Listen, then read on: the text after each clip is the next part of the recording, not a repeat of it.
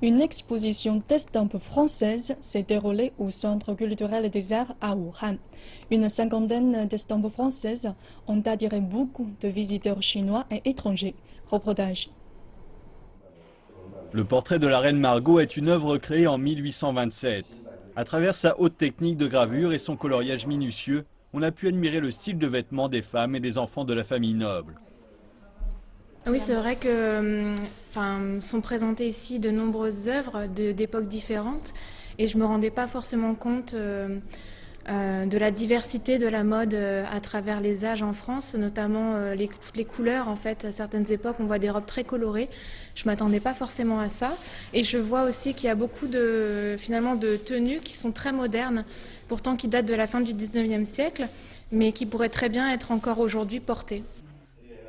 Sun Chiang, président de l'association d'amitié et de développement franco-chinoise, et aussi collectionneur de ses œuvres, nous a dit que l'objectif de cette exposition était de montrer une autre vision de la mode aux visiteurs.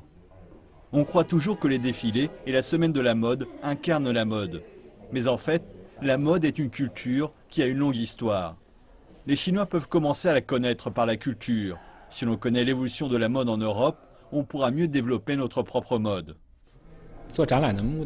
Je crois que c'est très significatif d'apprécier la couture en connaissant sa culture. Ces expositions, surtout les œuvres de la fin du 19e siècle, montrent l'évolution de la couture. Madame Xia, qui travaille dans le secteur de la mode, vient d'acheter des ouvrages. Elle espère qu'il y aura de plus en plus d'occasions de mieux connaître la mode classique de l'Europe.